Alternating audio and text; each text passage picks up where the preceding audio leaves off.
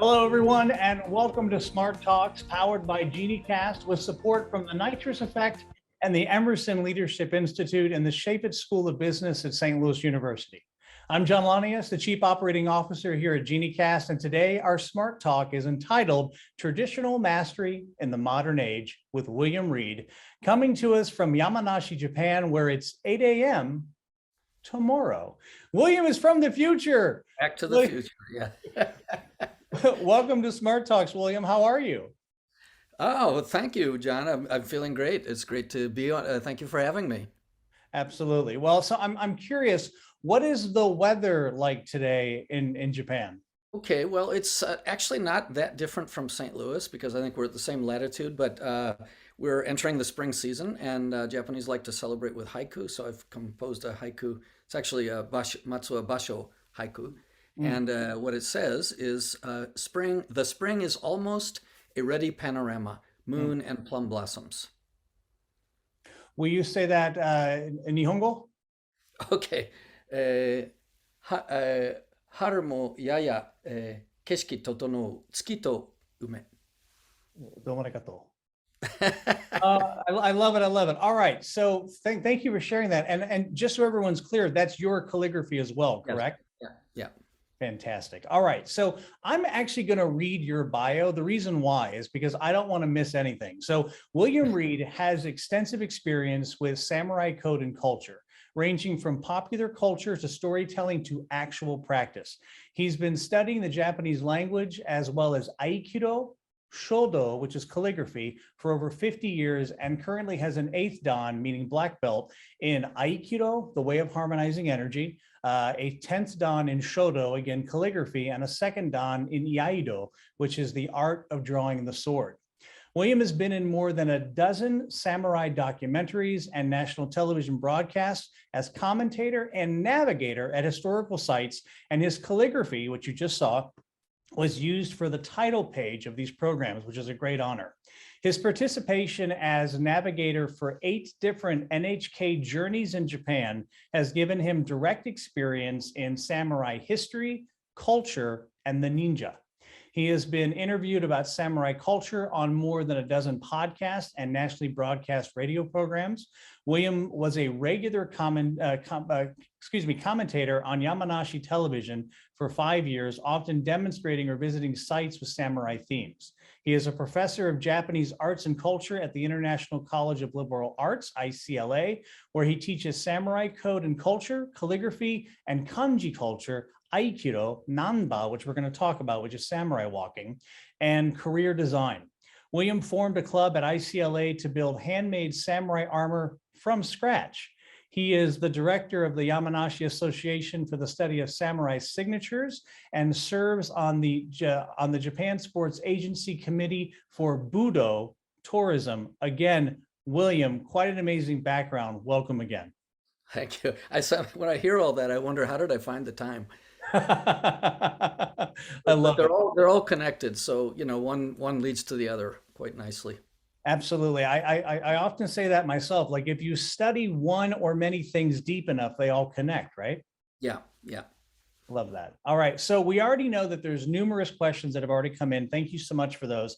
If you do have a question, we will be doing Q&A. So we've set aside time for Q&A later in the program. So if you think of a question as the conversation goes on, send it via the Zoom chat and I'll read it to William. If you'd like the opportunity to actually turn on your mic and camera to ask a question live, simply click the reactions button and then raise the hand button and my producer will assist you.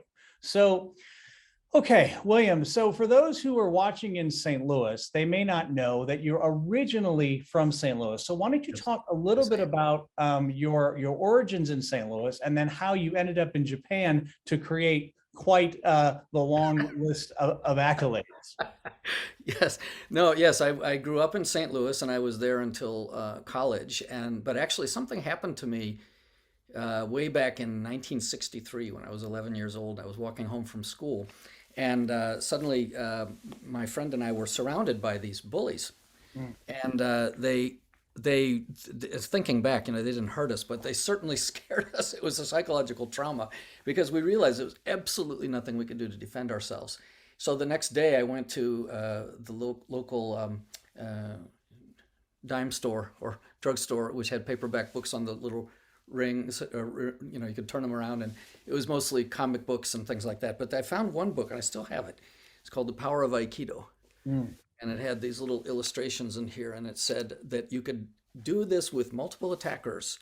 I said, that's for me. And but I didn't have a teacher or a dojo, a place to practice. And so I practiced on my younger brothers. Why not? I think I traumatized them.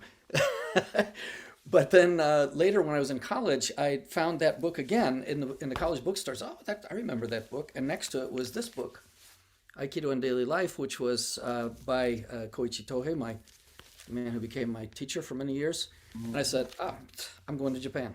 They're living masters. I want to study this. So that's how I ended up making the big jump across the pond. So so on LinkedIn, I promised folks that if they tuned in, that they would have a very powerful conversation around leadership. That they could, take for themselves. And so for those who don't know, again, you're mentioning Aikido, and it's 3 Japanese words meaning the way of harmonizing energy. As kind of a first question, how would you take Aikido and apply it to leadership today? Great question. Well, Aikido is based on redirecting and leading the opponent's force. So it doesn't really matter how strong they are unless you collide with it. I often tell my students when they're forcing their way or trying to block or go against the movements that is coming against them. I said, well, do you drive a car? Yeah. Have you ever driven on a highway? Yeah. Have you ever tried to enter on the exit lane? No, you don't want to do that, right? All the car that's going against the traffic, you just wouldn't want to do that. Well, in Aikido, you develop the sense for not going against the grain. And in fact, you want to be there even ahead of the game so that you can be there first and redirect them this way. So you don't collide, and therefore it is leadership, and then you create a resolution of the conflict. Excellent. I might also say that leaders need to be self-possessed. They need to have self-mastery. If you can't, if you're not a master of your own mind and body, then how are you going to be expected to lead others? Mm-hmm. So what's interesting about this conversation for me is that, William, just the short time that we've gotten to know each other, and the depth and the breadth of your experience and your mastery, and I know that you'll kind of push that away in a very Japanese way, which you should. It's been very beneficial for me, and it was one of those things where I was like, gosh, I want to bring your teachings to a smart talk. You've become a genie now, which means that businesses and people can actually hire you to come in and have these conversations that make a difference, that relate to leadership, that relate to effectiveness, that relate to everything that we want today.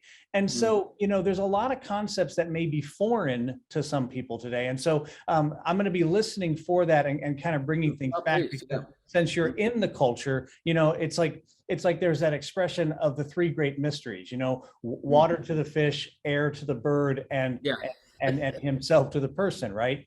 Yeah. So let's connect leadership to Zen. And first of all, what is Zen, and what attracted you to Zen and the Japanese culture more than what you've already said? Okay.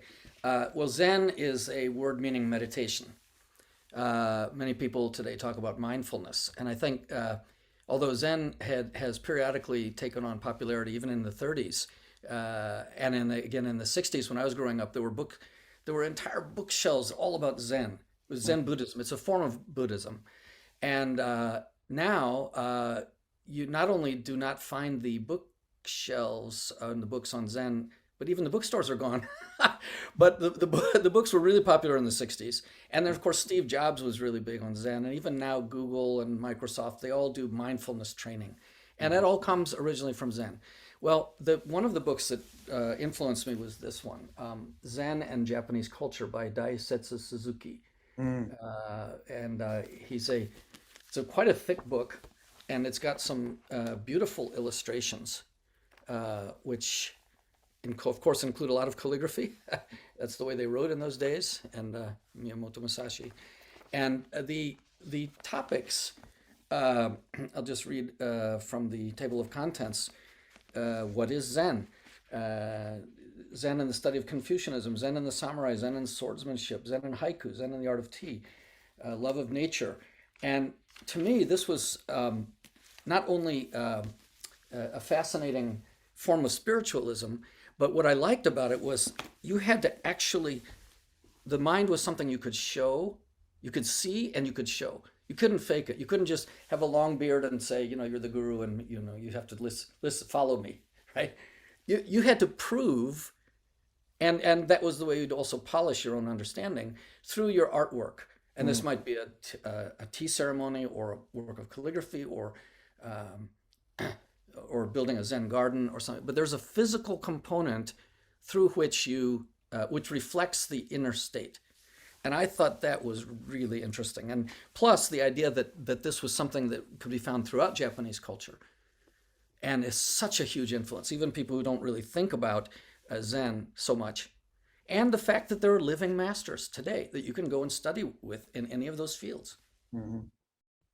So at the beginning of this interview, you spoke in Japanese. You are fluent in Japanese. Actually, I took your TEDx talk and shared it with one of my other teams so that I said, there may be a lot of reading here, but, becoming bilingual, how has that changed the way that you see the world? What challenges, what opportunities has that given you? Well, it completely transformed my brain. I mean, I don't know what I would have been like if I hadn't learned Japanese, but I came to Japan and immediately turned 20. So when the age of 20, I teach college students around that age. And it's so easy to get to the point you're not quite an adult, but you think you are, and you think you got it all figured out and nobody can teach you, Well, right at that point, I get to this country where I can't even talk and I don't know any of the customs and I'm constantly being laughed at for funny things that I do. And you go back to being a baby. You have to learn everything over again. And then plus the language being so different. I mean, think about even breathing and body language. I found that they would be making sounds like, you're using the breath. And if you don't do that, and also something called aizuchi, which means if someone says something, you will make a sound to indicate that you're listening. Yeah, so this guy, you're constantly like talking at the same time. And if you don't do that, they wonder, are you listening? Even on the phone, you need to do this. So a totally different sense of communication and using different parts of the brain. And I must say, one of the biggest challenges, of course, is learning kanji, the Chinese characters. There are so many. I've got a wonderful poster here I'd like to show you. Well, first of all, you need about 2,000 kanji to be literate. And this is what it looks like. I'll show you up close so you can see, Yeah. They have a lot of strokes, and these are not individual words. They're more like Greek and Latin word roots. I can't get to the bottom of it. It keeps going, William. It keeps going. And this is just the minimum, And so, to learn these, you start with the basic ones, but you have to then learn the combinations of sounds or of characters, and then, so that was huge, right? And then there was even once you learn how to read them in printing, there's these scripts, like each character is written in different scripts. There's the block script and the semi-cursive and the cursive. And so this, believe it or not, this character here and this character are the same. Yeah. It's just written how cursively it's written. Yeah. Right. So you have the cursive thing, and also this was one of the biggest discoveries I found. And if I can share my screen for a moment, the mistranslations, the misconceptions that we get by people who don't really understand kanji. me see if I've got this here. Okay. So, for example, what my advisor, my college professor, his advisor was Edwin Reischauer, who was a former ambassador to Japan. And I met Reischauer, and he told me a story way back in the early 70s that I never forgot. He said one of the things that he constantly found that he was embarrassed, people would say, "What is your shumi?" Which is usually translated as hobby, but it has a much deeper meaning. And he would say golf or something like that. And what the Japanese would then say, well, it's you're a fifth dan in kendo, or you study the game of Go. And these are lifelong studies that are much more than a shumi. And if you break down the word, the first character means to run and take, and then to taste, or to put not yet in your mouth. So it's something that you're just constantly running after, and it actually develops your character. Mm. So this is a trans, and he didn't have any shumi, and so he always felt embarrassed by that. And there's another one that's the Book of Five Rings, that was by Miyamoto Musashi. That was a bestseller in the 80s, right? And Miyamoto Musashi, he says over and over again, you must research this well, or you must investigate this well. And it almost sounds like poor literature, because he just keeps saying the same thing. Then I realized when I looked at the original, it was just poor translation, because the word he used was ginmi. And if you break down those characters, it means now in the mouth, and the meaning there is that you're reciting it, and then not yet in the mouth, meaning that you are imagining it. So his point was that you had to read aloud and absorb it over and over again until it became a part of you. Mm. So you just referenced Musashi and the Go no Rosho. And so at the beginning, we talked about Aikido, we talked about Shodo. So, obviously there's this concept of the Do arts. So will you explain what the Do arts, and then let's connect this again back to leadership, so that, we can continue to build on that. Yes, okay. Well, Do is also pronounced Michi, and it means road. But it's a road as in a path, like a way of life, a way. And the character has two parts. One means to go, and the other means neck, as in risk your neck. In other words, it's you stick your neck out and commit yourself. Mm. And obviously a road is a path that has been traveled. So it's something that you can travel and then return and then lead people along. So that's how I would relate, and they apply this to everything, flower arranging, whatever. If I could just comment briefly, though, to return to the language thing, briefly, the other things that I find quite fascinating is body language. This is a dictionary of how many words, for example, in English, can you suggest that would use the word hand, or like manual or something, handbook? How many could you come up with? I mean, maybe 5 to 10. Maybe 5 to 10. And in Japanese, there's a few more that most people can come up with. There are over 800 expressions. It just goes on and on and on. And this is just hand.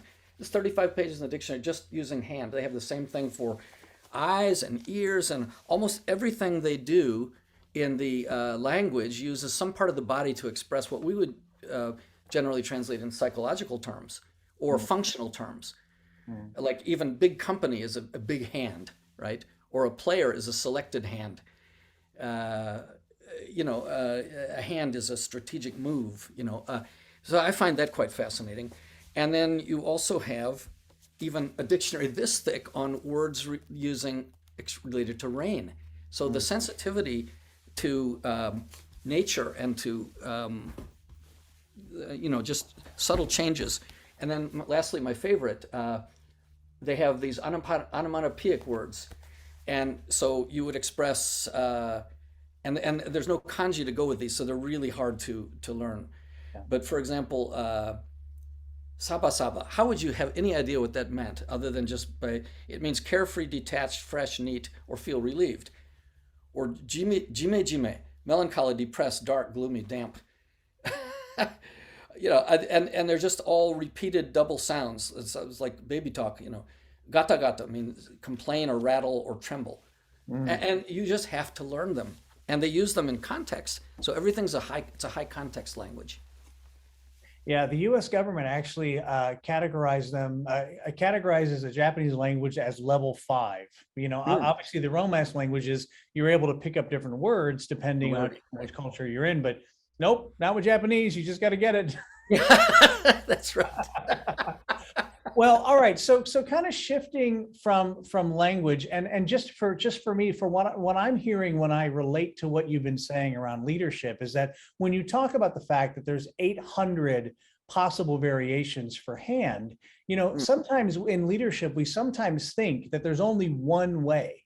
When in actuality, there's a myriad of ways, but we just have to be able to open our mind to be able to see that. So when I think about Nanba walking and samurai walking, how would you say that this type of walking, obviously connected to the samurai culture, how does it relate to leadership? How are you using this today, in the modern age? Okay, well, if I may share my screen again. Nanba walking versus modern walking, just to see so that you know the context. Nanba I also translate as samurai walking, and it was very typical of the way Japanese walked during the Edo period. You see the dates here, and it actually, in a way, came from. It was the only way you could walk wearing traditional Japanese clothing, which is rather tight fit, right? And if you twist your body a lot, it's going to come undone, right? So, and also they would walk on unpaved roads and mountain paths, walking everywhere. Sometimes maybe 30 miles a day would have been very common that people would walk. And also fluid motion without forcing or twisting or disconnected movements, because you had to be efficient. Otherwise you just break down in fatigue. And it was compact motion with short strides and a low center and no arm swinging. And you lead from the back foot, stepping forward with feet parallel to the ground. This is all, if you look at a samurai movie, this is how they walk. Good posture, spatial awareness, and it's unhurried. So I used to say compared to Western walking, but now Japanese walk in this way too, the modern walking. And I think it was influenced a lot by Western clothing, which forgives twisting and forgives free movement. You wear a t-shirt and jeans, you can sit in whatever posture you want. It's not gonna make your clothes come apart. And the shoes, the big, thick-soled shoes will cushion the blow. So even if you're walking incorrectly, you won't know it. Twisting the upper body to gain power from torque, a lot of arm swinging, large strides. By the way, there's a proverb in Japanese that says, a person with a large stride has not mastered anything. So one characteristic of masters is they have a short stride. The heel strike and feet pushing off the ground, which is part of the big stride, and then forward leaning, looking down, and hurried. We recognize this a lot, the way people are always in a hurry. So how does this relate to leadership? Well, I think it's so easy for us today to get into our head a lot. We get ideas. This is the way it should be, and you give directions from the head, but you don't take action, right? So one of the characteristics of samurai is that words must match actions. Actions must match words. Sounds like Shakespeare, but it was a samurai axiom, and that one of the best ways to make sure that you are taking action is to walk the floor. Go out and spend time with your people. See things from their point of view. Don't just sit behind a desk and give directives. I think that's great. I mean, I've watched your videos on the walking, and for those who don't know, when you talk about the samawe, when you talk about hakama, which are the riding pants that are over that, when you watch William walk, it's really interesting, because then when you take it on yourself, you suddenly are moving a lot faster, but you're taking less strides. For me to relate that to leadership is that the more that we become accountable for far more people around us, we have to be very precise about our time, our speaking, our actions. And so I think this then leads directly into calligraphy, because again, if you don't have a relationship with Japanese calligraphy, or you've never seen a master actually work the brush, you have a new book called Song of the Brush Dance, correct? Yes, there's of the ink. Yes. So, Um, so what's the story behind the book? And again, going deeper into Japanese calligraphy. yeah. Okay. Actually, I've written quite a number of books, but only two on calligraphy. And this book I wrote 30 years ago, Shodo: The Art of Coordinating Mind, Body, and Brush, and that's what I looked like 30 years ago. Okay, so you know what? This is not a joke. This is not a joke. This is happening in the moment. I have that book in my library, and You do. I did not connect it to you until in Oh, this moment. I literally have goosebumps. Like, not a joke. Like I can't even begin. I've never had this happen ever. Like wow. I'm surprised in some of the photos that I sent you of my office that Yeah. we didn't see that. But I'm stunned.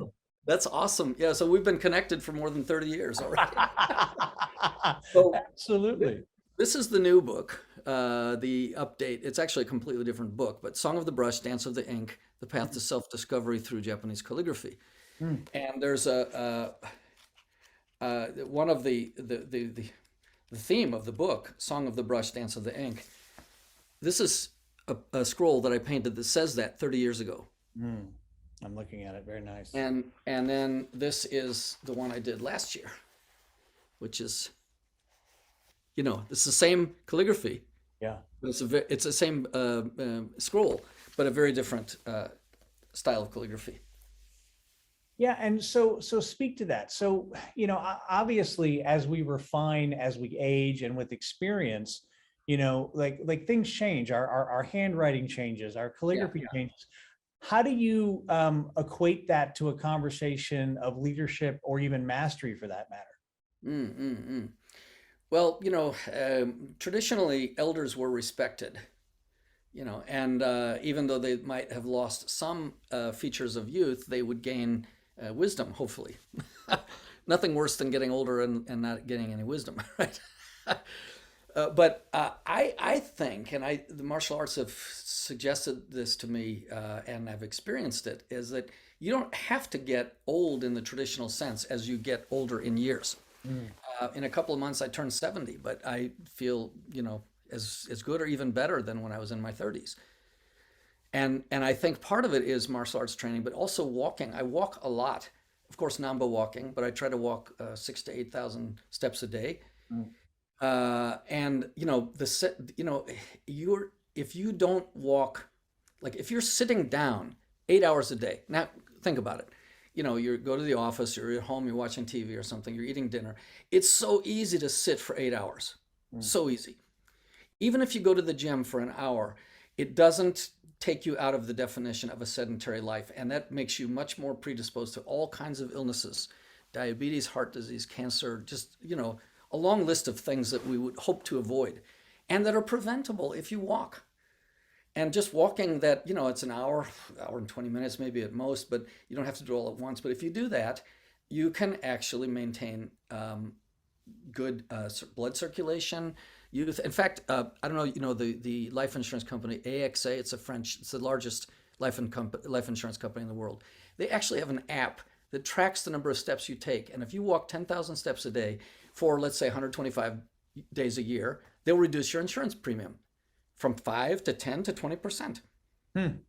Because they know, those guys study the numbers very, very seriously. They know if you walk like that, you're much less likely to get those diseases and less likely to die. It sounds like a winning proposition, right? It Well, does. then somebody comes along and there was this electronic swing. You put your phone in it and it counts the steps while you watch Netflix. I mean, oh my God, the things people will do to avoid walking. Absolutely. Well, so we're halfway in, and I want to go to some of the questions that are already coming Oh, in. yeah. So Gonzalo Salinas has asked, how can we integrate our natural aggression to Mm, lead a more spiritual life? I think this fits, especially with walking. mm, mm, mm, mm, mm. Well, no, that's a great question. And you think about dogs, right? If you don't take your dog for a walk, they're going to build up all kinds of tension and aggression, and you just release it by walking. So I think even walking, back to Nanba, is a great thing. And the other thing, aggression taken out on other people does not lead to good consequences, right? So what we do in the martial arts is you think that your real opponent is yourself, right? So you learn to overcome, to master yourself.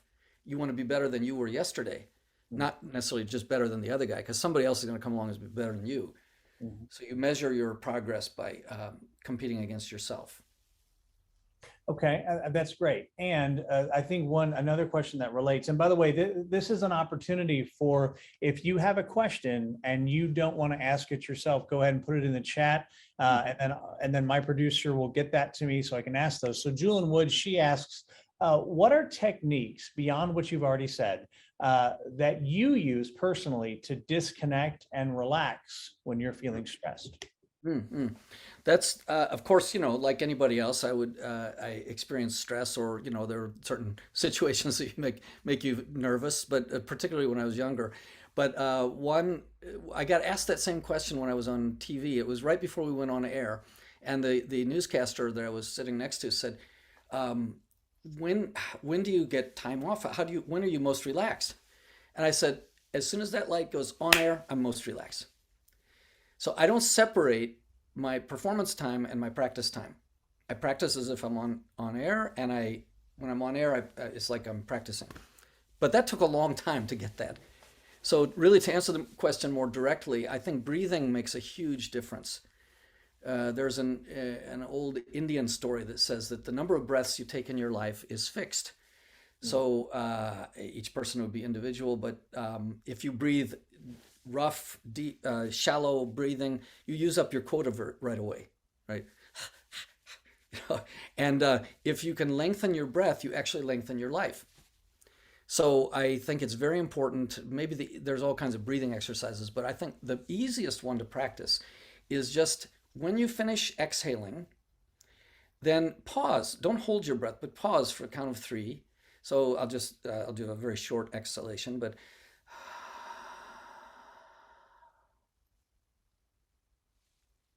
and then when you finish inhaling, don't hold it, but just let it continue. So just that alone will add 6 seconds to your breath. So the average number of breaths per minute, according to doctors, should be about 16 to 20, because that's what most people are. But to my thinking, that's almost to the point of a nervous breakdown. I mean, it should be far, far less. Maybe 3 or 4 if you're at rest. And if you're really trying to focus on lengthening your breath, maybe 2 breaths or even 1 per minute. So looking at the fact that we're talking about traditional mastery in the modern age, when you were talking about breathing, it had me thinking about some of the training that I've done with Navy SEALs and other groups when we talk about combat breathing. And so I'm shifting now to a conversation about the samurai, because there's great mystique about this tradition that was essentially 1,000 years, and then the last essentially 263 years, where you had one family that was keeping the peace, and of course that's the Tokugawa. So in your journey in revealing information in samurai documentaries, what are some of your experiences that again relate to leadership, relate to relaxation, connect all that? It's been such an extraordinary journey. I mean, I went to Okinawa and studied with, I interviewed an 8th degree black belt master, and he said during the training, and I'd never done karate, right? And so he taught me a routine that I then had to perform. It's quite a challenge, but he then said, we often study the sutras of karate. And I said, well, I didn't even know there were sutras. If there is such a book, I'd like to read them. He said, no, there's no book. The sutras are the kata, the forms. And by study, it means we practice them. I felt like it was a Karate Kid moment, I don't want to go back. So, and then we went to Kagoshima, where the Satsuma samurai were, and they had a very unique way of, they take a tree trunk about that thick, and they just stand it right in the dojo. And they take a wooden branch really hard, and you'd strike both sides, and you could see it was like carved, like an hourglass, where they'd carved it. And they would train to be able to do 30 strikes in one breath. And they do this at the top of their lungs. So if you're sitting on the other side of the stick, you feel like if that stick falls down, you're a dead man, because they're like, It's like, oh my God. 30 strikes in one breath. Yeah. And by the way, if anybody was sleeping during the talk, Now they're with longer sleeping. no Wait, longer wait, what happened? What happened? yeah.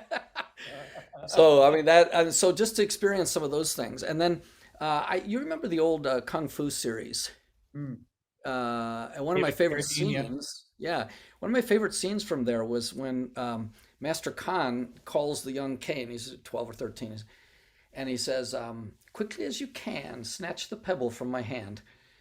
And of course he can't, right? And then when you can take the pebble from my hand, it will be time for you to leave. So I actually do that exercise when I teach in the dojo. And I have a short clip, it's a couple of minutes long, if I could share that, which I did a demonstration in our dojo at the university for Okinawan junior high school students who are interested eventually in coming to our college. So let me just share this video clip. Now there's another one. I see that many people just continue to enjoy it. Let me show you another variation that you can just watch this and practice later. But do you know what this? Do you know what this is? Goishi. Yes, it's a go stone. Okay. Now we're going to do another demonstration. Please remember this. I think you probably have a go set at home. Actually, you can use any small stone. That would also work. There's a famous story from a movie, a kung fu movie, that was really popular in the 1970s. And the young monk, he's, I guess, maybe 11, 12, 13 or something, and he's a young monk in this Shorinji temple. Shorinji, you have a lot of Shorinryu, I think in Okinawa too. Anyway, he's in the temple and he goes to the master, and the master holds out his hand with the pebble. And he says, "Take the pebble from my hand." And young Kane tries to take it, and it's just closes it really quickly. So it's similar to this exercise, right? It's really a similar idea. So of course he can't do it, it's too fast. And then he says, "When you can take the pebble from my hand, it will be time for you to leave." So in other words, that means he has mastered Kung Fu, and he's become really good at it. So let's experiment with this. We've also not done this before. You want to try? Okay. Can you quickly introduce yourself? I have two assistants today. All right. Hello, everyone. My name is Ken, and I work at iCLA. So I'll be assisting Reed Sensei. So yeah, nice to meet you all. Thank you, Ken. Okay. So first, I will hold it, and you try to take it from my hand, but don't have your hand ready. Don't be ready. Just here, like neko punch. Okay. It's not easy, right? Because just you think about it. All I have to do is this. He has to make a big motion. Okay. Now the problem is not the motion. Have your hand open. Yeah. The problem is not the distance of the motion. The distance of my motion, because obviously he has a much shorter way to go. The problem is that I should not signal my motion. Okay. So I have the pebble.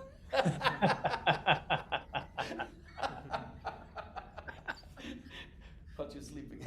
He knows it's coming, but he can't stop it. But I want you to also experience this, right? Before you found it very difficult. So the part of the reason it's difficult is all the time he's thinking, I'm going to get that pebble. He's signaling what he's going to do next. Even in karate, you don't want to do that. Don't show them what you're going to do. You have to be very calm and ready, and mentally, I saw you practicing. So you don't have to do this, but mentally you can kind of take the weight off your feet. We say in Japanese, fumbaranai. Don't force, just stand with shizentai, natural. And don't signal. Don't even think I'm going to use my right hand or anything. Just be ready and calm. And then when you go, just go. Okay? Don't even look at the pebble. Oh, okay. Well, he knocked it out of my hand. That's almost as good. But he got there before I could close it. So the interesting thing, so let's try it again. That was pretty good, actually. Okay. But don't make any movement. You have to be very, very calm. Mentally, you make this fast motion. Mentally. Yeah, mentally. Don't signal.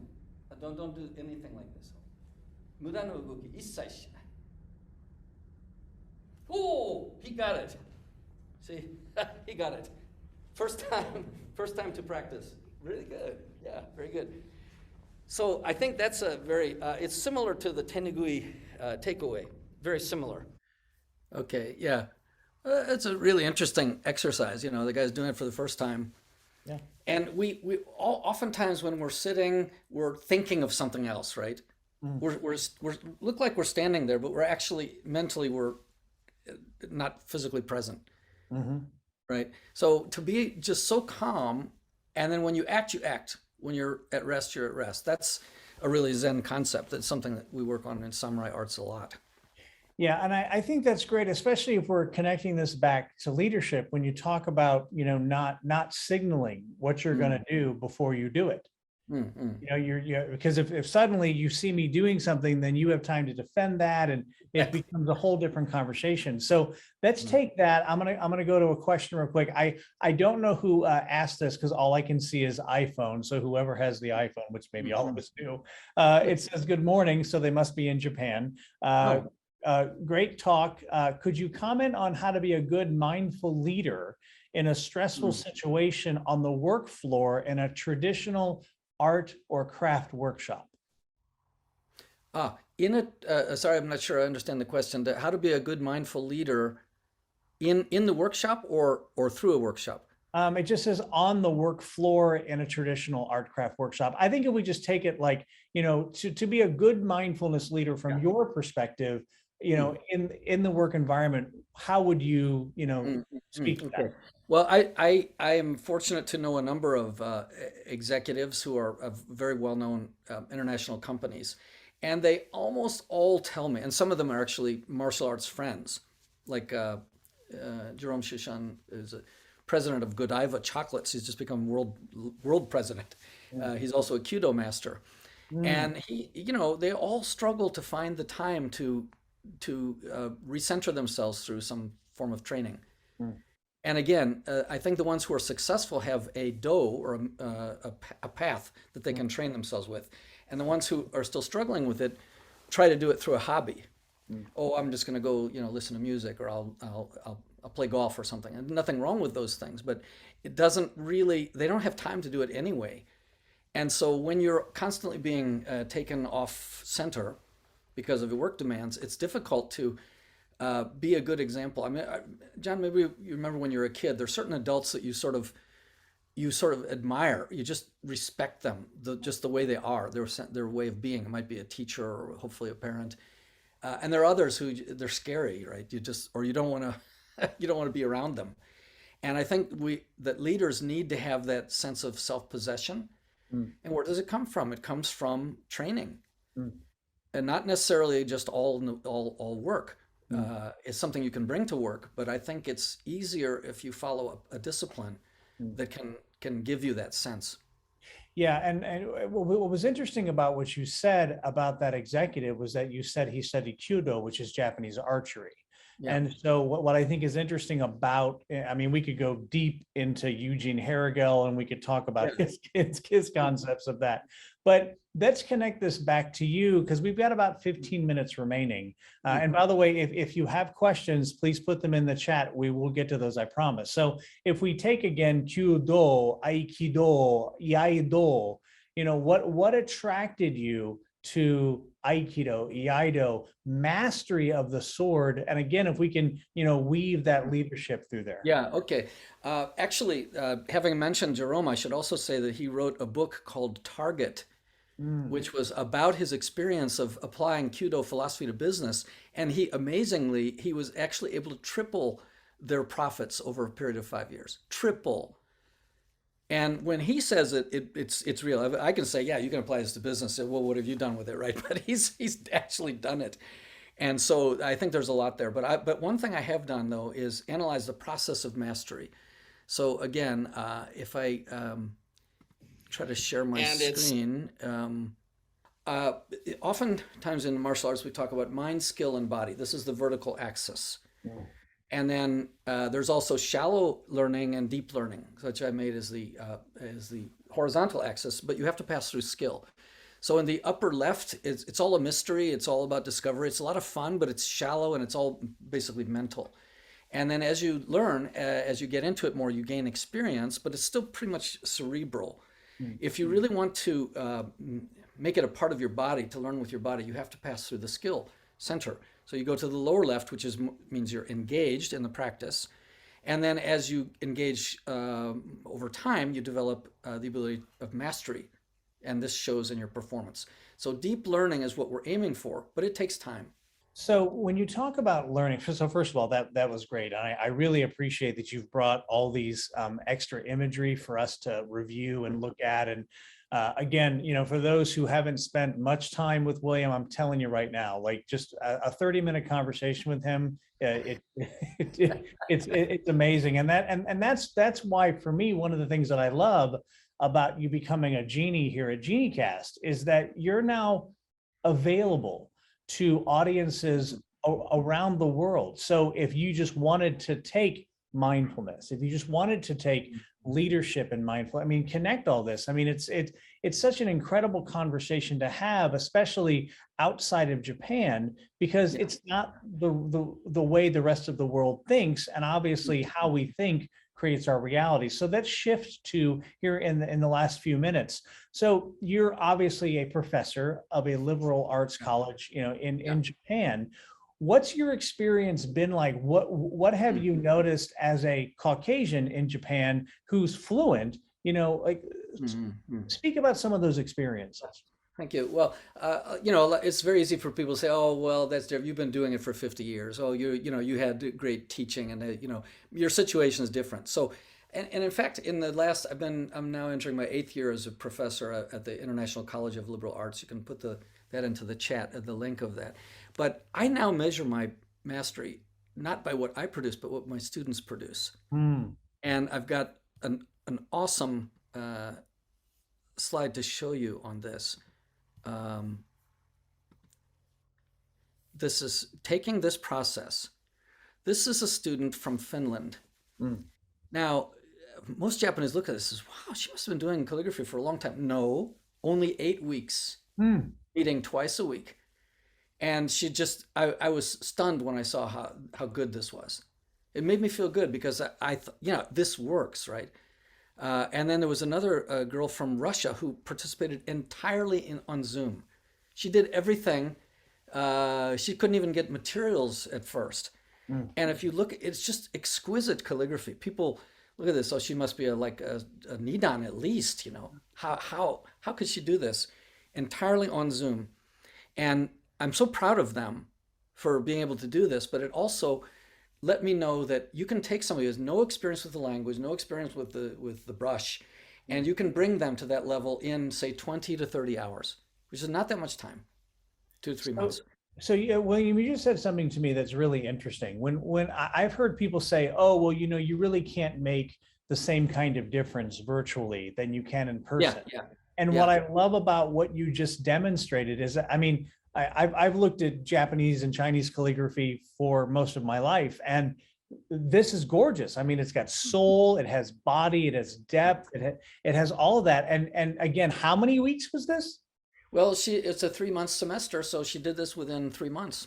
Over Zoom? Over Zoom. I don't even know what she looks like because she's got her video off, right? But I'm hoping that the visa thing will open up and she'll be able to come. But this is just awesome. And she's really, I admit, she's the best. But there are others that are similar level. So what I've come to there's a great phrase, sotaku doji, and what it describes is a bird, like a little chicken, inside the shell, is not strong enough to peck its way out. It's trying, and the mother bird hears that and pecks back at the same place. So sotaku means to pecking, and doji means simultaneous or pecking with perfect timing, and that's the safe way to break the shell and enable the bird to come out free and learn to fly on its own. So this is how I try to teach. I see where my students are pecking, and I try to peck back at the same, because I teach students from over 40 countries, and I teach everything in English. Mm. So this has been a marvelous experience for me to do that. So when you were talking about the pecking, I was thinking about the research that I did on my 2020 book, where I was talking about the experience of Charles Parsons, who was an American banker who started the American Bankers Association, and he gets to Japan in 1894, his second trip, and he starts talking about Tokugawa and talking about how they were tycoons, Yeah. as they would call them. And so kind of pecking, we've been talking about samurai and leadership the whole time, kind of looking at our time that's remaining. I'd like you to peck specifically on samurai and leadership today, so we can connect the past to the Mm, present. Okay, well, and different people will have different takes on samurai culture, but to me, samurai culture is really, it goes back to this Zen and Japanese culture. That's really what it's about, and the demonstration of mastery through these various arts. And I think of samurai culture as the art of practical wisdom. Mm. I mean, something like I don't know if you can see it. It's in the back. There's a calligraphy on the wall there. Mm. Yeah. That it means makoto. It's a phrase that is used a lot by the samurai. And the character on the left, the radical, means words or speech, and on the right means to become. So words must become actions. Mm. So you must you make a promise, you keep it. You commit, right? And there's a whole thing about Bushido. I mean, in fact, there's a book written 120 years ago by Nitobe Inazo called Bushido, the Soul of Japan. Mm. And it was things like respect and justice and sincerity. And, there's like 7 principles that he gave. And these became essentially the Boy Scout oath. It had a huge influence on the Boy Scouts. Mm. And then when they make the merit badges, those were the family crests, the symbol, the round symbol. And Theodore Roosevelt was influenced by that book, John F. Kennedy, a huge influence, because it was about correct behavior, being strong, but also being good. Mm. When you mentioned Makoto, the translation that I had heard, and please correct me if it's incorrect, is sincerity of heart. Yeah. Well, sincerity would be related to that. That I mean, I gave you the breakdown of the kanji, but yeah, sincerity means that authenticity is another way to translate it, maybe. Mm. I love that. I mean, that for me, that's one of the things I think is interesting, especially when you begin to understand kanji or the Japanese language, especially with leadership, is that, again, there are a myriad of ways that you can interpret these things in a positive manner. Like, I'm thinking about the Tao, and I'm thinking about the quote that says, what is a good man but a bad man's teacher? What is a bad man but a good man's job? If you don't understand this, you'll get lost, however intelligent you are. It is the great secret. What do you think about that quote? Could you give it to me again? What is a good man but a bad man's teacher? What is a bad man but a good man's job? If you don't understand this, you will get lost, however intelligent you are. It is the great secret. Oh, okay. Actually, that reminds me of an old Chinese story where there was a man who he gave up all of his fortune, and he traveled across mountains and through dangerous things to meet this great Chinese master. And he says, "Master, I've traveled all these ways. I've given up everything. Please show me the truth of life." And what he said was, "Do good, do not do evil." He says, I've traveled all this way to do that. Everybody knows that. He says, everybody knows it, but nobody practices it. So can you actually do what you say? Yeah. It's very difficult for many people. Yeah. Well, so looking that we've got about 3 minutes remaining, William, again, here as a genie here on the Geniecast platform, you have now access to the entire world. Like, companies, schools, etc., can really tap in to your knowledge base and the positive difference that you make for others. What would you like to leave us with today that gives us a further sense of you and your commitments in life? You know what? My dream, actually, because I'm in my 8th year and actually, in a sense, getting ready for retirement. I'm not going to retire ever, but age-wise, I'm nearing retirement. But over the last 8 years, I've been able to develop a really, really good curriculum designed in English for students from over 40 countries. I Mm. teach students from Zambia and Uzbekistan and Taiwan and Thailand and all over the world. And I would teach a semester course. Well, what I'd really like to do is take the essence of those kind of in modular form and make it available to lifelong learners, to people who want to study mindfulness at a deeper level, not just the idea of just focus on your breathing, but to take practical wisdom and make it available by drawing on what I've learned over the last 8 years teaching. I think that's fantastic. So before I take us to the end, I want to let you know, William, that I am stunned that your original book on Japanese calligraphy has been It's on your shelf. it's on my shelf, but it has been in my hands since 1991. Wow. Yeah. And it was given to me as a gift. And it was interesting. There were a couple times in the course of my life where I was like, okay, yeah, I should just keep holding on to this. And when you showed the cover of the book about 45, I was like, how did I it's Yeah. I guess my point for this is that realizing that we sometimes miss what's right in front of us. I've shared with you over email that true mastery is often very subtle and it is missed by so many. Will you speak a little bit to that about quote unquote true mastery? Yeah. Okay. Well, true mastery. Well, my father, when I'd been doing Aikido for about 10 years, and I'm now in my 50th year, he asked me, haven't you graduated from that Aikido yet? So I thought, okay, I'm going to teach my dad a lesson. I said, well, thanks to Do, there is no graduation. It's a lifelong path. I thought, I told him some good stuff. He paused a moment and said, are you sure you're not being taken advantage of? I wondered what he'd say now. 50 years later, I'm still doing it, right? But it's a different way of thinking. Instead of a linear progression, like in a college, you go 4 years and you graduate and you're done, you do something else.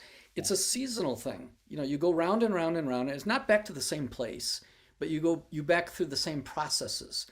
But when you come back to the winter season the second time, you're a different person. And the third time. So you become what we call seasoned, which means masterful. Love it. William Reed, thank you so much for joining us. Don't go away yet. I'm gonna begin to take us to the end. Q&A as well, or So this is for everyone. Thank you for joining us on today's Smart Talk, Traditional Mastery in the Modern Age with William Reed. As a genie on the Geniecast platform, you can book William for a two-way dialogue with your teams or clients anywhere in the world. Learn more at geniecast.com or simply reach out to me on LinkedIn. Smart Talks are powered by Geniecast with support from the Nitrous Effect and the Emerson Leadership Institute and the Shape It School of Business at St. Louis University, where there is a commitment for higher purpose, greater good. And I think this totally embodies today's conversation through the focus of where mission meets the market. William, thank you again. Thank you, John. I want to make sure that everyone gets a copy of my article, Nanba Walking Lessons in Leadership, because that addresses many of the questions you asked. And I think the PDF is available if you can make it available in the chat or. Yep, in the chat, and if for example you get disconnected, you can always reach out to William on LinkedIn for a copy of that. So my name is John Lanius, and it's been an absolute pleasure. Thank you for joining us, whether you're in the States or in Japan, and we'll see you on our next Smart Talk powered by Geniecast. We wish you well. Thank you, John. Thank you, everyone. Thank you.